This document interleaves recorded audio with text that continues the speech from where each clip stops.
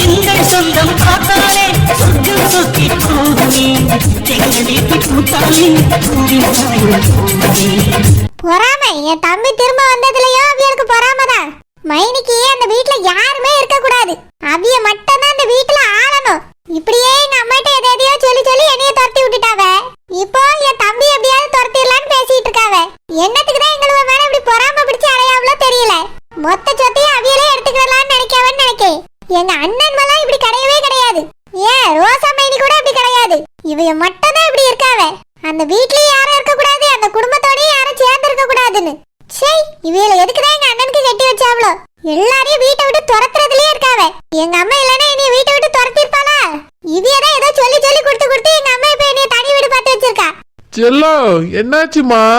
உங்களுக்கு என்ன பிரச்சனை? எதுக்கு இன்னைக்கு தோட்டத்துக்கு வரல? என்னால போறிய? செல்லோ, அது கால் வலிமா. கால் என்ன தலையிலயா இருக்கு? கால் இல்ல செல்லோ, காது வலி. எல்லாம் உங்களுக்கு வலிச்சுரும். காது வலி, மண்டை வலி, கொண்ட வலின்ட்டு காலையிலே காது வலின்னு என்கிட்ட சொல்ல வேண்டியதானே? சொத்தால எண்ணெய் காய்ச்சி காதுல ஊத்திருப்பேலா? ஐயோ, எண்ணெயை காய்ச்சி கொட்டுறதுக்கு என் காது என்ன பருப்பு குழம்பா? நான் ஒண்ணு தாளிச்சு கொட்டுறேன்னு சொல்லல, காய்ச்சி கொட்டுறேன்னு தான் சொன்னேன். எண்ணெய் காய்ச்சி ஊத்துனா காது வலி சரியாகும். வேண்டாம் செல்லோ, நான் ஹாஸ்பிட்டல்ல போய் ஊசி போட்டு வந்துட்டேன். என் மேல உனக்கு எவ்வளவு அக்கறை, பாசம். மாமா மேல உனக்கு பாசம். சரி, பாசமா பாசம். நேத்து தான் தோட்டத்துக்கு வரல, இன்னைக்காவது வந்து தொலைச்சிருக்கலாம். ஒரு காரணத்தை சொல்லிட்டு வீட்ல படுத்துறணும் உங்களுக்கு. இல்ல செல்லோ, நிஜமாலே காது வலி. படுங்க, எண்ணெய் காய்ச்சி எடுத்துட்டு வந்து காதுலயே ஊத்திரியே, அதனால அவிஞ்சு போட்டோம். ஐயோ செல்லோ, மாமா பாவம்டா. மாமா மாமா ரொம்பவே எல்லாம் புதுசா இருக்கு. இல்லடா செல்லோ, நீ எனக்கு செல்லோ, அப்ப நான் உனக்கு மாமா தானே. இந்த நடிப்பு தான் என்னால தாங்க முடியல. ஒழுங்கா வேலையை பாருங்கன்னு சொன்னா ரொம்ப தான் நாடகம் போட்டுட்டு திரியறியே. நாளைக்கு கைய பிடிச்சி இழுத்துட்டு போயிரு தோட்டத்துக்கு, என்ன பண்றீங்கன்னு பாப்போம். செல்லோ, அது இருக்கட்டும், வந்த உடனே டென்ஷனா இருந்து எதுக்கு? எல்லாம் என் மைனியாலதான். என் தம்பிய பத்தி குறை சொல்லி அவங்க. எந்த தம்பி செல்லோ?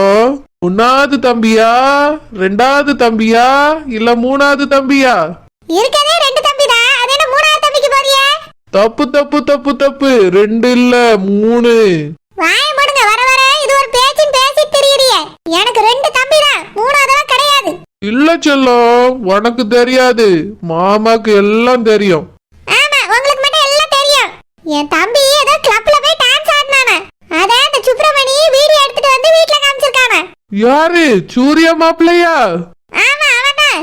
ஆடுனதே அந்த சுப்ரமணி வீடியோ எடுத்துட்டு வந்து வீட்ல காமிச்சானே. அத எங்க வீட்ல உள்ளவங்க யாரும் நம்பலையா. ஏதோ எடிட்டிங் பண்ணிருக்கா அப்படின்னு சொல்லிட்டு அவனை துரத்தி விட்டுட்டாவே. தோட்டத்துல வேலைக்கே வரக்கூடாதுன்னு சொல்லிட்டாவல அவனை. எல்லாரும் என் தம்பி அப்படி பண்ணிருக்க மாட்டான்னு நினைக்காவுங்க. ஆனா இங்க குஷ்பு மைனி இருக்காவ பாருங்க, அவிய மட்டும் இந்த விஷயத்த நம்பவே இல்ல. என் தம்பி அப்படிதான் போய் ஆட்டம் போட்டிருக்கான், அதனாலதான் அவன் வீடியோ எடுத்திருக்கான் அப்படின்னு சொல்லியாவே. செல்லோ, உங்க மைனி கரெக்டா தானே சொல்லியாவ? என்னது கரெக்டா சொல்லியாவல? இல்லம்மா, நீ மேல சொல்லு. அந்த சுப்ரமணிக்கு எவ்வளவு திமிரு இருந்திருந்தா இந்த மாதிரி ஒரு வேலை பார்த்திருப்பான். வேணும்னே தம்பி அங்க ஆட்டம் போடுற மாதிரி சும்மா எடிட் பண்ணி கொண்டு வந்து கொடுத்திருக்கான். அப்படி என்ன அவனுக்கு என் தம்பி மேல பொறாம? என் தம்பி இத்தனை வருஷம் கழிச்சு கிடைச்சிருக்கான். அவனை வீட்டை விட்டு துரத்துறதுக்காக இந்த மாதிரி வேலை பார்த்துட்டு இருக்கான் இவன். தப்பு தப்பு தப்பு தப்பு தப்பு தப்பு செல்லோ, தப்பு. கிடைச்சிருக்கா இல்ல கிடைச்சிருக்காங்க. இப்போ என்ன பிரச்சனை உங்களுக்கு? என் தம்பிக்கு நான் மரியாதை கொடுப்பேன், கொடுக்காம இருப்பேன். நீங்க எதுக்கு திருத்துறீங்க? இல்ல செல்லோ, ஒண்ணு கிடைச்சிருந்தா கிடைச்சிருக்கான்னு சொல்லலாம், 2 கிடைச்சிருக்குல்ல, அப்போ கிடைச்சிருக்காங்கன்னு தானே சொல்லணும். நீங்க நிஜமாலே பைத்தியமா இல்ல பைத்தியம் மாதிரி நடிக்கிறீங்களா? செல்லா குட்டி, மாமா பத்தி என்னடா கேள்வி இது? பின்ன எப்ப பார்த்தாலும் லூசுத்தனமா எதையாவது வளரிட்டே இருக்கீங்க.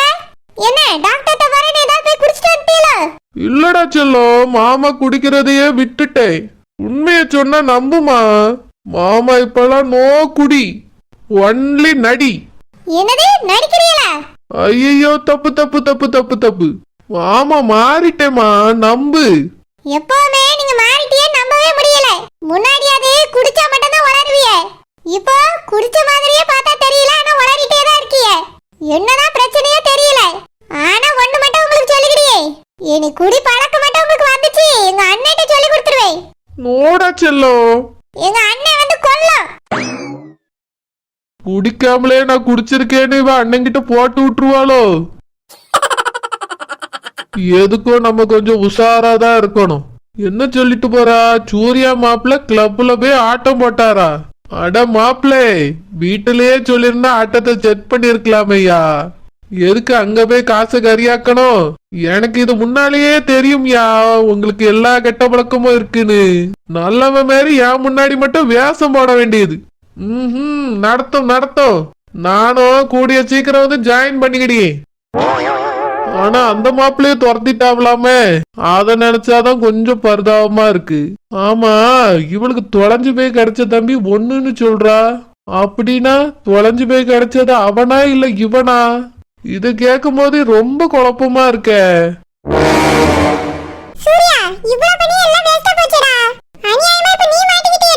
அதான் கதிர், என்ன பண்றதுன்னே புரியல. நான் இந்த அளவுக்கு ஆதாரத்தோட போய் சொல்லியும் கூட யாருமே என்ன நம்ப மாட்டேன்ட்டாங்க. ஏன் அம்மா கூட நம்பல. அதான் எனக்கு ரொம்ப கஷ்டமா இருக்கு கதிர்.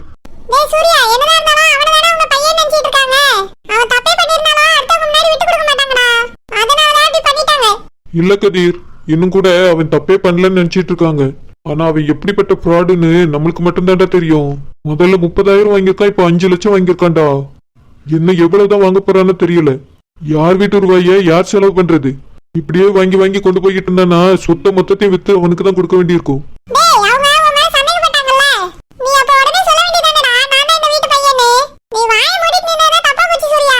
கதிர், இந்த வீட்டு பையன் நான் தான் சொல்லக்கு எனக்கு ஒரு நிமிஷம் கூட ஆகாது. ஆனா அதை நான் தான் சொல்ல விரும்பல. சொன்னா அதுக்கப்புறம் நான் என் மம்மி டாடி கிட்ட போக முடியாதுடா. அப்படியே போனாலும் இவங்க கஷ்டப்படுவாங்க. அங்க போகாம இருந்தா என் மம்மி டாடி கஷ்டப்படுவாங்க. இப்படி நான் அங்க போனா இவங்களும் அங்க போனா அவங்களும் கஷ்டப்பட்டு இருப்பாங்க. எந்த வகையிலயாவது நான் ஒருத்தரை கஷ்டப்படுத்தியே ஆக வேண்டியிருக்கும். அதனால தாண்டா நான் இன்னும் சொல்லாம இருக்கேன். உண்மையை சொல்லாமலே இவனை எப்படியாவது மாட்டி விட்டு இந்த வீட்டை விட்டு அனுப்பணும். அதுக்காக தாண்டா நானும் கஷ்டப்பட்டு இருக்கேன்.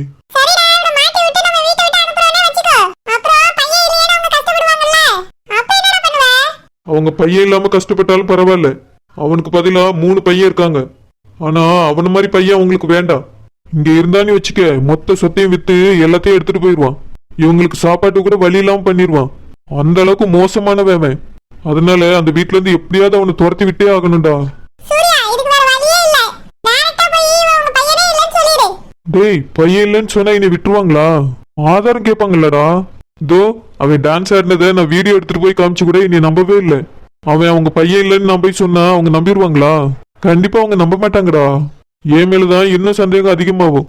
அது மட்டும் இல்ல, லட்சுமணனே நீ போலீஸ்ல கூட கொண்டு தள்ளுறதுக்கு வாய்ப்பு இருக்கு.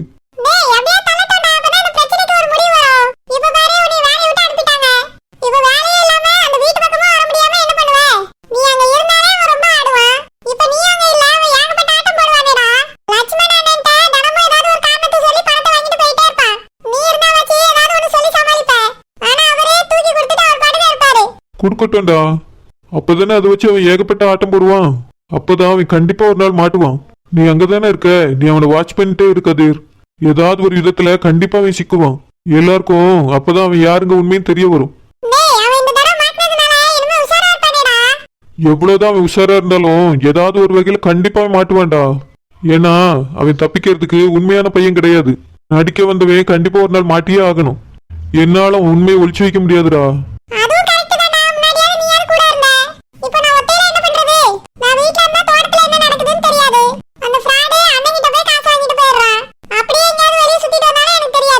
கதிர், அவன் வீட்டுல இருக்கும்போது நீ கொஞ்சம் கவனிச்சுட்டே இரு. அதே போல அஸ்வின்கிட்ட அடிக்கடி பேசு. அப்பதான் அவன் வாய் உளறியாது உண்மையை சொல்லுவான். அவங்கிட்ட நண்பனா நடந்துக்கோடா. அப்படியா?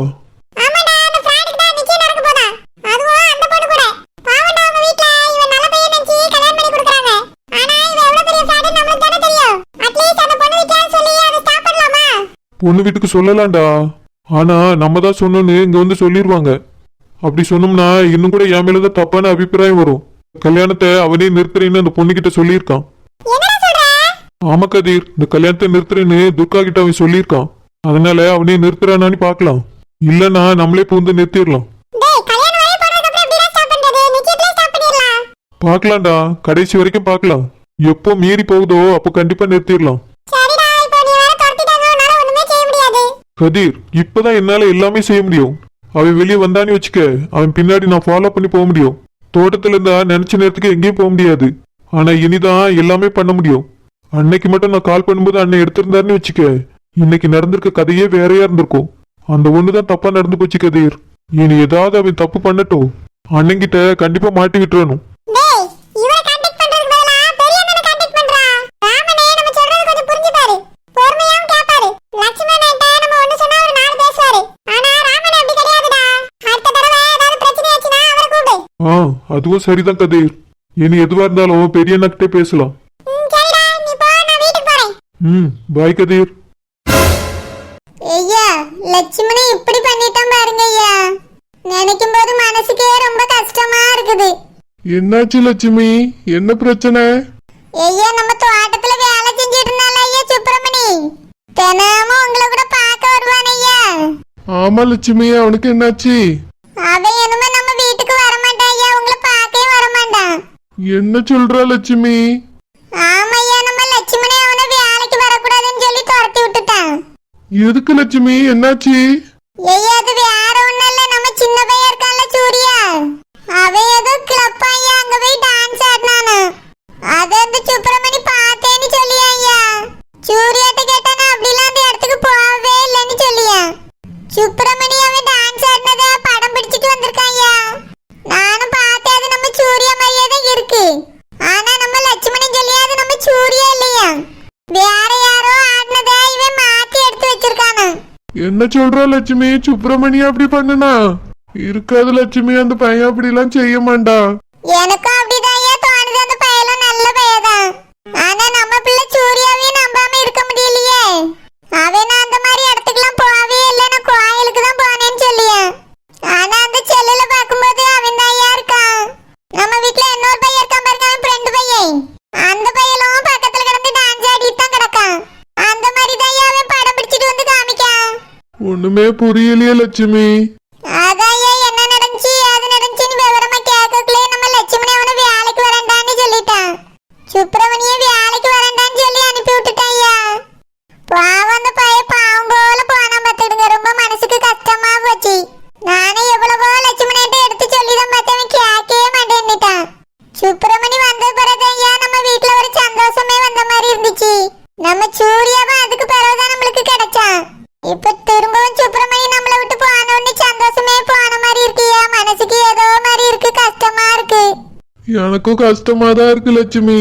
தினமும் வந்து அப்பா அப்பான்னு கூப்பிடுவான், என்னை பார்த்து ஒரு வார்த்தை பேசாம போக மாட்டான். நம்ம பிள்ளைகள் கூட தினமும் வந்து என்னை பார்த்து பேசாத லட்சுமி.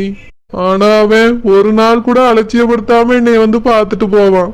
அவன்கிட்ட ஒரு கெட்ட எண்ணத்தையும் நான் பார்த்தது இல்ல லட்சுமி. தங்கமான பிள்ளை, வயசானவன் தானே, அவன் உளுந்து கிடக்க, இவனை வந்து பாக்கிறதுல நம்மளுக்கு என்ன லாபம் இருக்குன்னு அவன் நினைச்சதே கிடையாது. தோட்டத்து வேலைக்கு வந்தவன் தோட்டத்தோட போலாமே அப்படிலாம் அந்த பையன் போனதே இல்லை. தினமும் வந்து சொந்த அப்பாவை எப்படி விசாரிப்பானோ அந்த மாதிரி விசாரிச்சுட்டு போவாமா. இனி வரமாட்டான்னு கேள்விப்பட்டவனே ரொம்ப கஷ்டமா இருக்கு லட்சுமி. எனக்கும் தான் ஐயா அவன் வரமாட்டான்னு தெரிஞ்ச உடனே ரொம்ப மனசுக்கு கஷ்டமா இருக்கு. என்னத்த சொல்ல, நம்ம பையட்ட சொன்ன கேட்க மாட்டேங்கானே. லட்சுமி, லட்சுமண வந்த உடனே இங்க வர சொல்லு. அவன்கிட்ட நான் பேசிய லட்சுமி. நான் எவ்வளவோ சொல்லி அவன் கேட்க மாட்டேன்னுட்டாங்க, நீங்க சொல்லியா கேட்க போறான். லட்சுமி, நான் சொன்ன பிள்ளை கேப்பா லட்சுமி.